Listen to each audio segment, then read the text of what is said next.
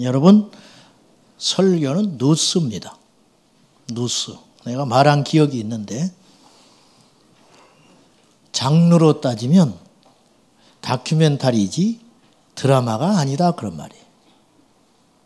드라마가 훨씬 감동적이죠. 근데 그건 허구입니다. 허구. 설교는 감동을 주는 시간이 아닙니다. 그대로 드러내는 시간. 그리고 선택하게끔 하는 거예요. 설교가 우리에게 받아들여지기 위해서는 설득될 수 있는 명분이 있어야 됩니다. 그래서 억지로는 안 되는 거예요. 예수님은 들려지게끔 설득하는 말씀을 하는데 대단한 지혜가 있으셨어요. 그래서 비유도 이야기하시고 하셨다 그 말입니다. 자, 제가 무슨 말씀을 드리려고 하냐면 오늘 재림에 대한 이야기를 하게 됐는데요. 이 말씀을 여러분이 읽으면서 여러 가지 생각을 하실 수 있습니다. 그냥 맨날 읽었던 말씀이구나. 혹은 아이고 뭐 또 그렇구나. 여러 가지 반응을 할 수 있는데 오늘 이 설교가 조금은 무미건조할 수 있습니다. 왜냐하면 그냥 그대로 이 성경을 이야기할 거예요. 그냥 받아들이고 안 받아들이고는 여러분이 선택하십시오. 양치기 소년의 이야기를 우리는 잘 압니다. 그 이야기의 교훈은 거짓말하지 말아요. 늑대라 3번이나 거짓말해서 나중에 진짜 늑대가 나타났을 때 이 소년이 늑대에게 물려 죽고 말았습니다. 신앙에서도 이런 현상이 일어나고 있어요.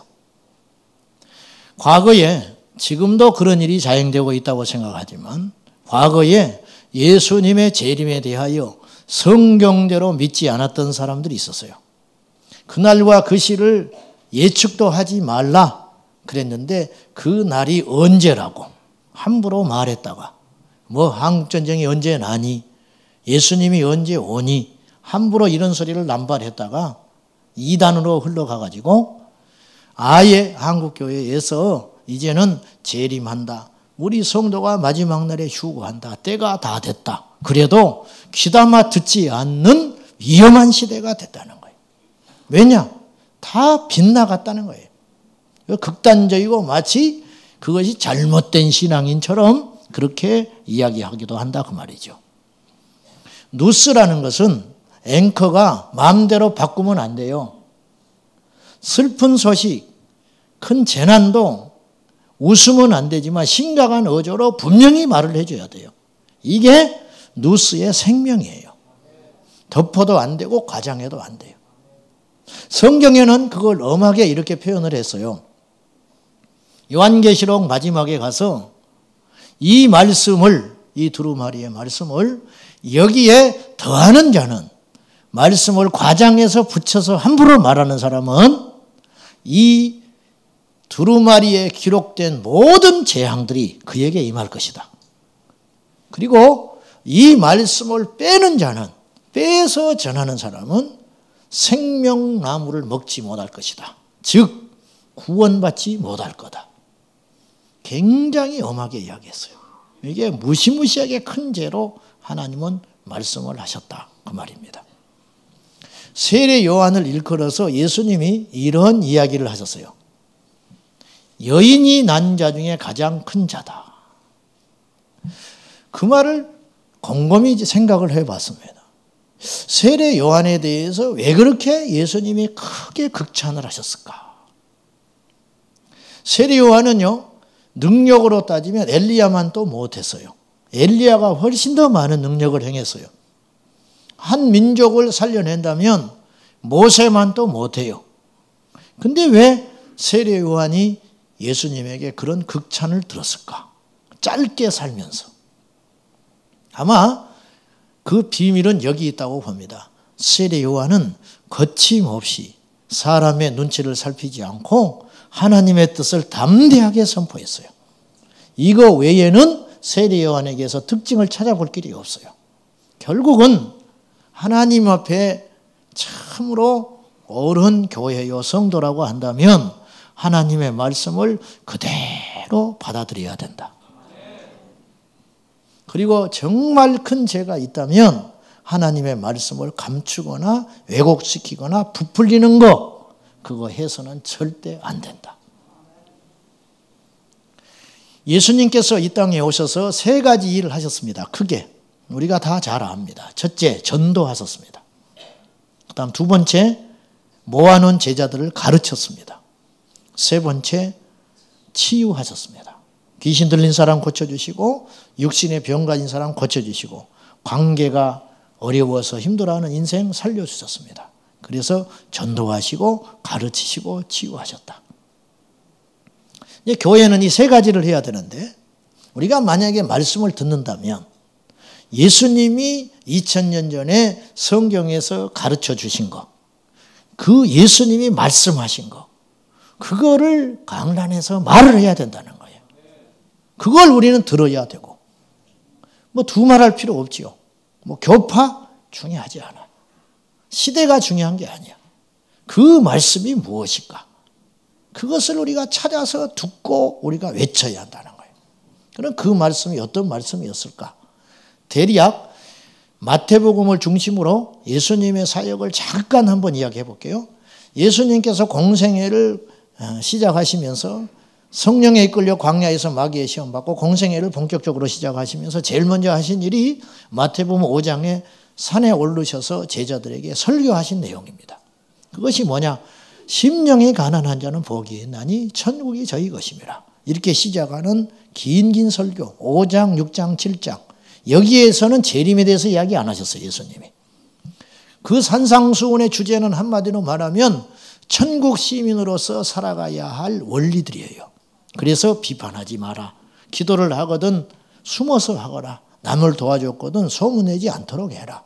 그리고 원수가 너희에게 먹을 것을 구하러 하거든 빈손으로 주지 말고 죽어라. 이거 하나같이 어려운 이야기들이지만 너희들이 하나님의 사람들이라면 그렇게 살아야 된다. 이렇게 하셨어요.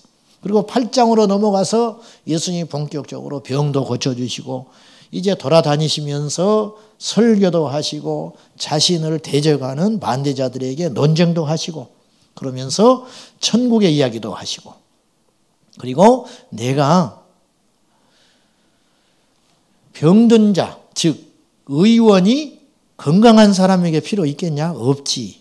의원이 존재하는 것은 병든 사람을 위해서 존재하듯이 나는 죄인을 부르러 왔다. 그래서 죄인들은 회개하라. 근데 이제 자기의 죄를 인정하지 않는 바리새인들, 서기관들 이런 사람들한테는 예수님이 매몰차게 회개하라. 화가 있다. 그렇게 촉구를 하셨습니다. 그러면서 이제 계속 논쟁도 하시고 또 제자들과 같이 은밀히 있을 때에는 천국의 이야기를 비밀로 해 주셨습니다. 그것이 마태복음 13장입니다. 그리고 나서 예수님께서 예루살렘에 입성하신 후에 오늘 본문에 이제는 본격적으로 종말에 대한 이야기 25장까지 비유에 걸쳐서 예수님의 재림 전 그때는 어떤 일이 있는가 이것에 대해서 예수님이 말씀을 하셨습니다.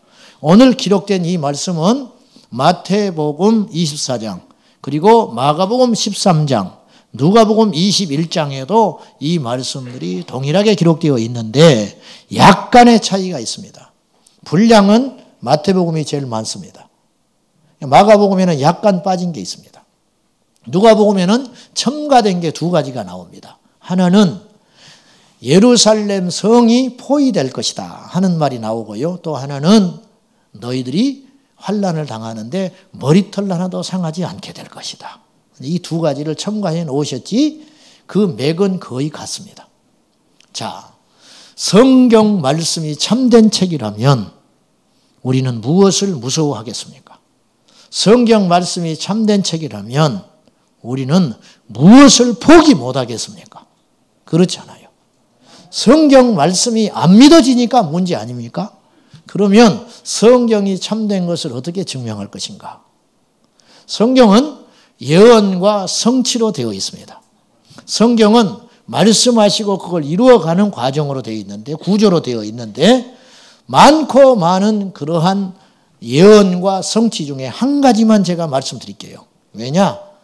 저는 여러분들에게 성경 말씀이 참된 책이고 믿어지게끔 만들어야 할 사람이에요, 제가. 성경이 믿어지기만 한다면 우리가 무엇을 염려하겠냐는 거예요. 성경이 안 믿어지니까 모든 문제가 여기서 나오는 거예요. 교회의 타락, 성도들의 변질, 변화되지 않는 거, 죄를 포기하지 못하는 거. 성경이 안 믿어지니까 그런 일이 생겨난 거예요. 한 가지 예만 말씀드릴게요. 이사야서 45장 1절에 보면 이사야 선지자가 훗날에 하나님께서 고레스라는 사람을 들어서 기름 부어서 사용할 거라고 하는 예언을 해요. 자, 근데 이 고레스라는 인물이 에스라서 1장 1절에 등장합니다. 정확하게 고레스라는 이름이 나와버려요. 그리고 고레스를 통하여 칙령을 통해서 이스라엘의 성전이 회복이 됩니다. 성경을 믿지 않는 비판하는 자유주의자들은 성경을 편집됐다고 비판합니다. 즉 훗날의 사람들이 이미 이루어진 일을 가지고 예언과 성취로 이렇게 소설처럼 짜맞춰 놨다. 그렇게 이야기를 해요. 좋습니다. 제가 그 말에 100번 양보해서 한 가지를 그러면 말하겠습니다. 이사야서 45장 1절을 이사야 선지자는 언제 활동했는가? BC 740년에서 700년까지 약 40년 동안 예언자 역할을 했습니다. 그러면 그걸 어떻게 아느냐? 이사야 선지자가 거론한 왕이 있어요. 왕과 같이 대화하고 활동한 히스기야 그런 사람들. 이런 사람들은 역사적으로 존재했던 이스라엘의 왕입니다. 그래서 연대를 측정해보면 정확히 그 연대가 나와요. 그건 맞는 말이에요. 740년에서 40년 동안 예언자를 했어요. 그리고 이사야서는 그럼 언제 기록했느냐? 이사야 생전에 기록했을 거 아니에요. BC 700년에서 680년 사이 그 근간에 은퇴하고 이제 기록을 했을 것이다. 그렇게 이제 이야기하는 거예요. 그것은 반론의 여지가 없어요. 그건 맞는 말이에요. 거기에 고레스라는 말을 분명히 명시를 했어요. 이사야 선지자가. 근데 이 고레스가 역사의 전면에 언제 나타나는가? 실존 인물인데 언제 나타나느냐? 에스라서 1장 1절 역대상 역대하에 등장하는데 에스라가 이 말을 쓸 당시 역사에 고레스가 언제 등장하냐면 놀라지 마십시오. BC 539년에 등장합니다. 그러니까 이사야가 예언하고 나서 줄 잡아 160년 후에 고레스가 나타나요. 이래도 성경이 거짓입니까?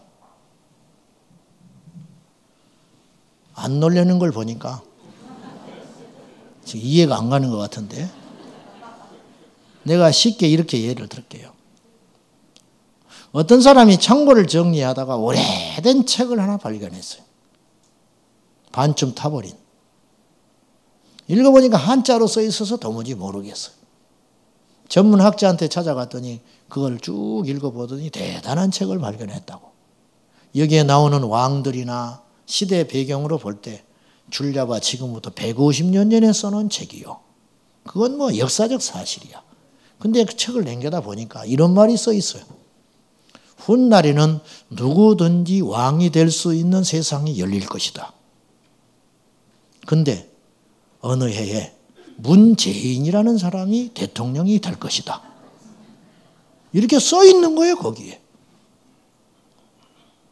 앞으로는 모든 사람이 왕이 될 수 있는 세상이 열릴 것이다.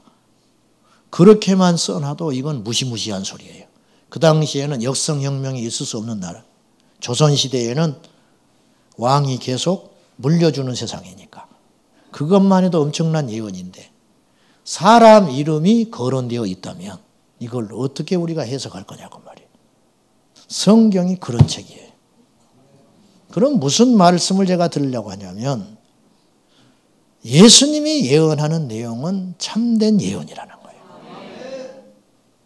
오늘 예수님과 제자들이 대화하는 내용들로 재림에 대한 이야기가 전개됩니다. 이때가 언제냐면 AD 30년경입니다. 줄잡아. 정확히는 모르는데 1, 2년 차이밖에 안 나요. AD 30년. 예수님이 죽기 직전이니까. 33년에 돌아가셨다고 볼 수 있으니까 30년이 좀 지난 다음에 오늘 본문에서 이 본문을 읽으면 그 당시에는 미래일이에요. 근데 지금은 이루어진 사건이 있어요. 그 중에 하나가 뭐냐면 예루살렘 성전의 파괴. 그때는 헤롯이 만들고 있는 예루살렘 성전이 파괴되기 전입니다. 그래서 제자들과 예수님이 그 성전을 드나들면서 성전을 봤어요.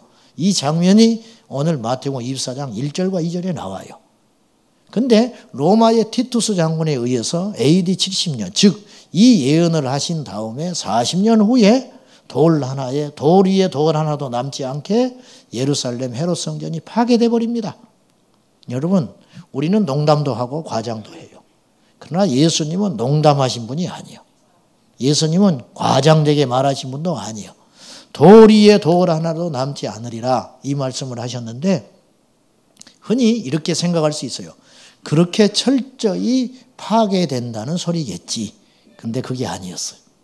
티투스 장군이 헤롯 성전에 불을 질러버려가지고 성전이 황금으로 덮여 있었는데 지붕이 그것이 불에 녹아가지고 돌과 벽돌 사이에 그 금이 스며들어갔어요. 그래서 로마의 병사들이 그 금을 채취하기 위해서 돌과 돌 사이를 다 깨버렸어요.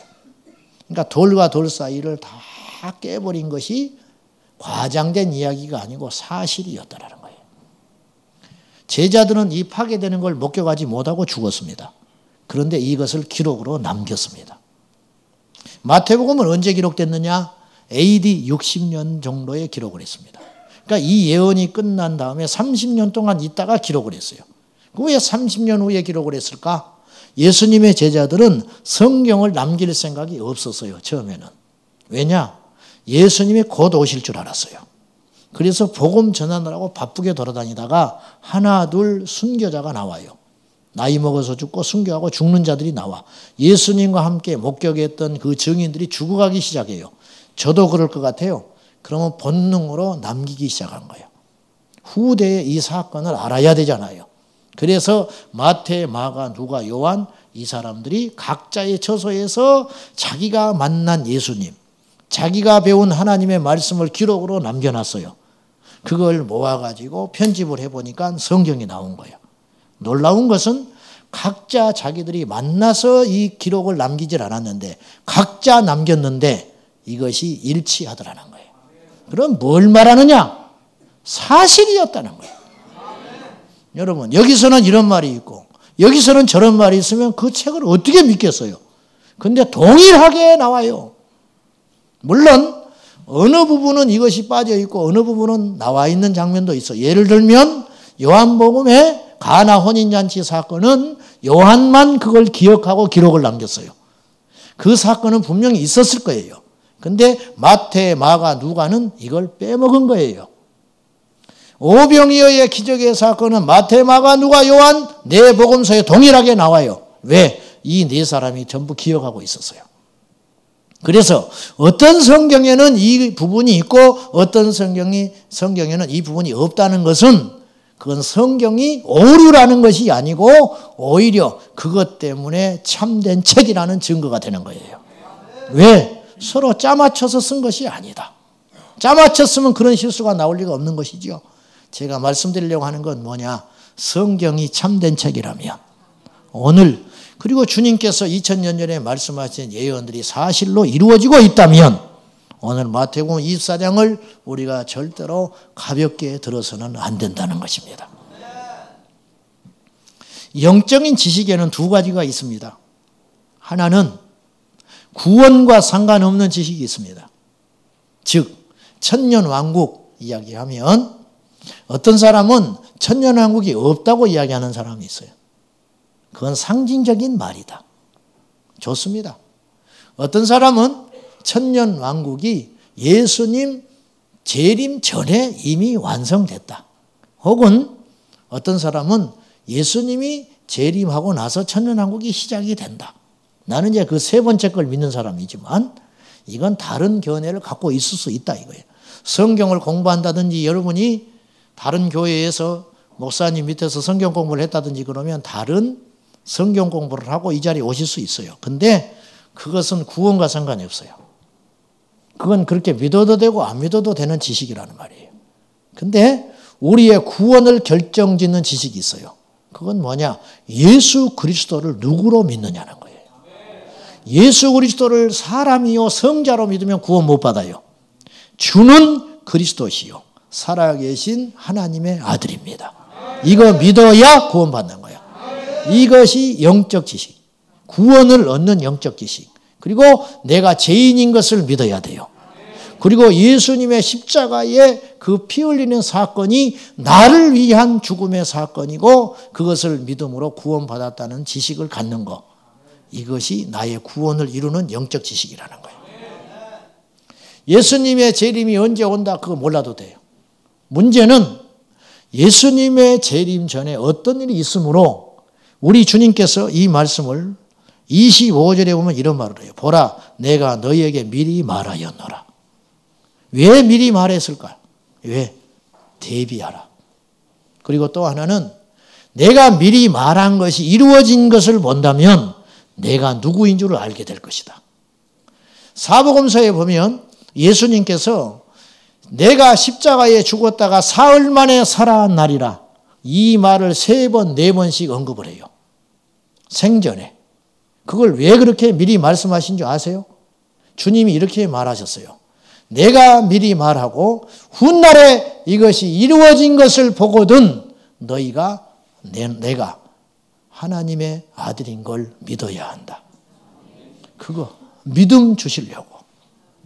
예수님이 우리에게 믿음을 주시려고 이 말씀을 믿어라. 이 말씀이 믿어지기만 한다면 다시 반복해서 말씀드리지만 우리가 포기하지 못할 게 무엇이 있으며 우리가 순교하지 못할 이유가 어디가 있으며 버리지 못할 것이 어디에 있겠습니까? 여러분 그래서 마태복음 13장 44절 천국 비유 어떤 농부가 밭을 갈다가 보화를 발견했는데 그 보화가 내가 갖고 있는 재산보다 훨씬 큰 가치가 있는 것이기 때문에 어찌 내 집을 팔지 않으며 내 재산을 포기하지 아니하며 그 밭을 사지 않겠느냐. 사람들이 다 미쳤다 할지라도 그렇게 사지 않겠느냐. 그때는 어리석어 보이나 훗날에는 그 농부가 얼마나 행운이 있는 사나이인 줄 알게 되지 않겠냐. 이 말 아니에요? 예수님이 살아계시다면 오늘 우리는 얼마나 복받은 사람입니까? 저는 자랑은 아니지만 가난한 집에서 컸습니다. 가난이 지긋지긋하게 싫은 사람. 그러다 보니 당연히 나는 복이 없는 사람이구나. 그렇게 생각했어요. 근데 예수 믿고 구원받고 목사가 되고 나니까 하나님이 나 같은 것을 잘난 것도 없고 이 고역하고 나쁜 놈을 우리 하나님이 이렇게 사랑해 주셨구나. 오늘 모인 저와 여러분은 어느 누구도 스스로 불행하다고 생각하면 안 돼요. 돈이 없고 하는 일마다 막히고 설령 내가 죽을 병이 걸려 시한부 인생을 3개월밖에 살지 못한다 할지라도 우리가 예수님을 만났고 구원을 받았고 이 말씀이 참인 것을 믿는다면 무엇이 부럽겠습니까? 엊그제 신방 갔다 오는데 집사님 한 분이 그런 고백을 합니다. 목사님, 저도 옛날에 큰 집으로 이사 가고 싶었어요. 그래서 남편을 들들 볶았습니다. 교회 다니면서도 이제는 하나 부럽지 않습니다. 하나 부럽지 않습니다. 누가 시켜서 그렇게 된 게 아니에요. 내 안에 믿음이 생기니까 그분이 믿어지니까 그렇게 되더라는 거예요. 이게 진짜 믿음 아니에요? 여러분 공부해서 생겨진 믿음은 의심해 봐야 돼요. 누구한테 세뇌교육 받은 거니까. 그렇죠? 자꾸 들어서 생긴 믿음이라면 좀 의심도 해봐야 돼요. 근데 그게 아니고 어느 날 그 사실이 내 안에 고스란히 들어왔다. 이게 진짜 믿음이에요. 순교할 수 있습니까? 순교해야 된다면 해야지요. 왜? 이 땅의 잠깐의 고난이 영원한 생명을 보장해 주는 것이라며. 이것이 무슨 극단적인 것도 아니에요. 당연한 거예요. 유학을 가려면 부모 이별해야지. 죽기 살기로 애인이 유학 가면 헤어진다. 헤어져야지. 유학 간다면 택해야지요. 유학 가야 된다면 애인 포기해야지. 아니면 애인하고 연애를 하든지. 그래야 할 거 아니에요? 둘 중에 하나. 그거예요. 그건 극단적인 게 아니에요. 그거는 선택해서 내가 결정해서 가는 거예요. 정말 주님이 계시다면, 그리고 그분이 하신 말씀이 참된 책이라면, 참된 것이라면 우리가 무엇을 염려하고 무엇을 포기하지 못하고 무엇이 두렵겠냐, 그 말이죠. 과연 우리 성도는 환난을 통과하고 나서야 저 공중에서 예수님을 맞이할 것인가? 아니면 환난 전에 우리는 주님을 만날 것인가? 이것도 의견이 분분할 수 있어요. 지사 선택하시라 나는 말하고 싶어요. 왜냐? 구원하고 상관이 없으니까. 근데 우리가 알고는 있어야 된다는 거죠. 저는 성경을 오늘 보니 우리가 성도들이 환난을 통과하고 나서야 예수님 맞이할 것 같은 암시를 하는 장면을 우리는 보게 돼요. 자, 21절 보십시오. 시작. 이는 그때에 큰 환난이 있겠습니다. 창세로부터 지금까지 이런 환난이 없었고 후에도 없으리라. 22절. 그 날들을 감하지 아니하면 모든 육체가 구원을 얻지 못할 것이나 그러나 택하신 자들을 위하여 그 날들을 감하시리라. 이 말씀이 무슨 말이냐? 지금까지 환난이 있어 왔어요. 노아의 홍수의 환난. 전 인류가 멸망한 적이 있었어요. 소돔과 고모라에 불이 내려서 소돔과 고모라가 전체 사라져버리기도 했어요. 그건 지엽적인 환난이죠. 이런 주님의 심판. 근데 주님의 재림 전에 있을 환난은 이런 종류의 환난하고는 비교가 안 되는 무시무시한 환난. 기근, 재난, 전쟁, 전염병, 그리고 이단들의 탄생, 가짜 예수, 적그리스도의 출현, 거짓 선자들이 나타나가지고 병을 고치고 이적을 행함으로 믿는 자들까지 미혹해서 데려간다. 요즘에 그렇잖아요. 근데 이거는 어제 오늘의 이야기는 아니에요. 오늘 성경의 24장의 이 예언을 여러분이 주의해서 볼 것은 계속 진행되는 예언도 있고 마무리된 예언도 있고 예루살렘 성전 파괴, 앞으로 아직 우리 앞에 닥치지 않는 미래적 예언도 있어요. 이걸 구분해서 봐야 하고, 너희라는 말이 나오잖아요. 이 너희도 두 종류예요. 예수님의 제자들에게 해당되는 이야기가 있고 오늘 우리에게 해당되는 너희가 있어요. 무슨 말인지 아시겠죠? 오늘 우리가 아까 읽었던 15절에 가로하고 읽는 자는 깨달을진저 그랬죠. 이것은 오늘 우리를 위한 말씀이라는 거예요. 읽는 자는 깨달아라. 제자들은 읽지 않았잖아요. 그러면 22절에 보면 그 날들을 감하지 아니하면, 이 날은 어떤 날이에요? 환난의 날이죠. 에? 무서운 환난의 날. 이런 환난의 날짜들을 하나님께서 줄여주지 않으면 모든 육체, 모든 사람이 구원을 얻지 못할 것이다. 왜? 전부 안 믿는 사람은 믿으려고 하지도 않을 것이고 믿는 자들은 어떻게 되겠어요? 배교한다는 거야. 핍박이 너무 크니까 포기하고 어지간히 환난이 와야지 너무 환난이 오래 가면 안 되니까. 그래서 그러나 택하신 자들을 위하여 그날을 감하신다. 이 말은 무슨 뜻이에요? 택한 받은 자들도 이 환난을 받는다는 뜻이에요? 못 받는다, 안 받는다는 뜻이에요? 받는다는 뜻이잖아요. 믿지 않는 자나 믿지 않는 자나 택함 받은 자나 버리움 받은 자나 같이 환난을 놓고 환난에서 환난을 받게 되는데, 안 믿는 사람은 말할 것도 없고 이 환난이 너무 지나치게 길어가면 믿는 사람들도 하나 둘 넘어질까 싶으니 하나님께서 그들을 보호하기 위해서 어떻게 한다고요? 그 날들을 짧게 해 주실 것이다. 그렇게 이야기하고 있는 거예요. 저는요, 굉장히 겁이 많아요. 안 믿으실 것 같아요. 저는 굉장히 소심합니다. 소심해. 그래서 저는요, 이렇게 물건 이렇게 묶기 위해서 끈 사오잖아요. 끈 사와서 묶잖아. 그러면 미리 잘라서 이렇게 대충 해서 묶어야 할 거 아니야. 어릴 때부터 지금까지 단 한 번도 끈이 남아봤지 모자란 적이 없었어. 항상 묶고 나면 남아. 왜? 모자랄 것 같아서 충분히 잘라버려. 가지고 나중에 후회하고 가위로 잘라. 하나 필요하면 꼭 2개 사와요. 그렇게 소심해. 포장지도 사오면 반드시 남아요. 또 사러 가기 싫어서 많이 사와. 그렇게 소심해. 겁이 많아. 신앙도 저는 그래. 환난 전에 예수님 오셔서 우리 데려갈 수 있어요. 그러나 저는 환난 후에 통과하고 나서야 예수님 오신다고 믿고 있어요. 왜? 그래야 안전하니까. 그래야 안전하니까. 이렇게 정리할 수 있습니다.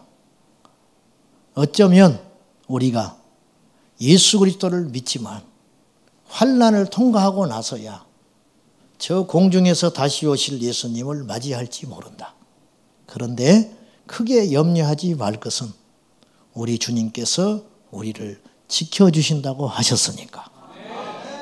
머리털 하나도 상하지 않도록 해주신다고 하셨으니까.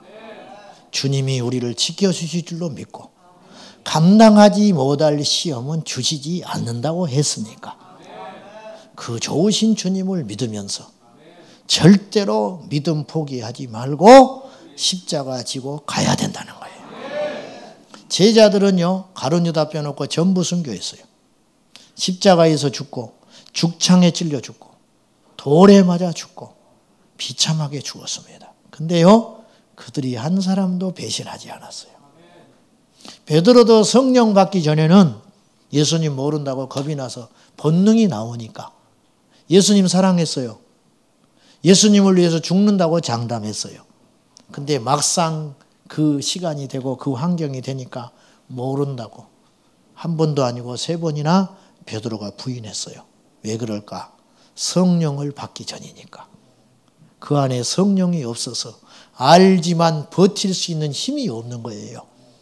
성령을 받았고 여러분이 주님을 사랑하고 말씀을 믿고 있다면 여러분이 환난과 시련을 당할 때 어쩌면 여러분 안에 계신 성령께서 여러분에게 용기와 희망을 주셔서 그 환난을 버틸 수 있는 용기와 믿음을 주실 것입니다. 그것은 주님이 하실 일이에요. 순교도 주님이 하시고 믿음도 주시는 분도 주님이시고 그냥 우리는 무엇만 하면 되냐면 믿기만 해라. 그러나 대비해야지. 준비는 해야지요. 환난이 올 때도 무너지지 않는 믿음을 준비하라. 그 말입니다. 경고를 무시하지 마라. 성경은 누차 이야기하는 거예요. 미리 말한 이유가 뭐냐? 경고하시는 거예요, 주님이. 미리 자꾸 이야기하세요. 지옥 가지 않았는데 지옥 갈 사람한테 지옥 있다. 지옥 있다. 예수님 아직 오시지 않았는데 예수님 다시 오신다. 다시 오신다. 계속 말씀하는 거예요. 환난이 아직 본격적으로 닥치지 않았는데 환난이 있다. 환난이 있다. 그런 날이 올 것이다. 왜 그렇게 이야기하시는가? 미리 경고하시는 거라는 거예요. 그리고 이길 수 있는 영적인 힘을 비축하라. 그런 말이에요. 여러분, 노아의 시대처럼 노아의 방주는 오늘로 따지면 큰 메시지예요. 메시지. 노아를 마른 하늘의 벼락이지 무슨 그렇게 큰 배를 지을 거예요. 작은 돛담배도 아니고. 어마어마한 배를 80년이 넘도록 지었어요. 오고 가는 사람들이 물어보지 않겠어요? 비웃지 않겠어요? 그것이 메시지예요. 오늘 세상 사람들은 우리 보고 어리석다 이야기해요. 그러나 두고 보라는 거예요. 홍수가 시작됐을 때 사람들은 어떻게 됐는가? 주님 오실 날을 대비하고 사는 믿음과 그런 준비 없이 그럭저럭 세상 향락에 빠져 사는 인생하고 마지막 날이 어떻게 되겠냐는 거예요. 개구리 2마리가 기찻길에서 살았어요. 개구리 2마리가 이런 대화를 합니다. 이제 기찻길을 오고 철로가를 넘나들면서 놀고 사는 거예요. 개구리 한 마리가 이렇게 말했어요. 지금 기차가 올 때가 된 것 같아. 그러니까 개구리 한 마리가 웃기는 소리 하고 있네. 무슨 기차가 와? 아니야. 내가 가만히 보니까 하루에 3번 기차 오더라. 아침에 눈 떠서 조금 있으면 기차 오고, 점심때 해가 중천쯤 뜨니까 또 한 번 오고, 마지막에 어둑어둑해지면서 배가 고파오면 기차가 오더라. 봐라, 좀 이따 기차 온다. 한 마리 개구리가 미친놈이라고. 할 일 없이 그런 생각하냐고. 기차가 말이야 지 맘대로 오는 것이지 뭔 소리 하고 있냐고. 어디가 오냐고 그랬어요. 아니야. 며칠 후에 한 마리는 죽어버리고 건너가다가 한 마리는 살았어. 우연한 일이 있을까요? 우연한 일은 없어요. 어느 나라에 어떤 왕이 세워지는 거, 어떤 나라가 지금 동성애가 창궐 하는 거, 이단들이 득세하는 거, 사랑이 식어가는 거, 세상이 갈수록 강팍해지는 거, 흉포해지는 거, 이것이 우연한 일일까요? 성경을 보십시오. 우연한 일인지. 이런 일이 일어나는 것을 보거든 귀 있는 자는 정신을 차리고 들으라. 주님이 오실 날이 다가오고 있다는 걸 깨달아라. 깨달아라. 우연한 일은 없다. 그날과 그 시에 관심 두지 말라. 반드시 시한부 종말론에 빠짐으로 어떤 사람이 어떤 위협적인 소리를 한다고 미혹되지 말고 겁먹지 말고 그날과 그 시는 아무도 모르는 것이니 92년에 예수님이 오시려고 했다니까요. 사실은 하도 방정 떨어서 안 와버리더라.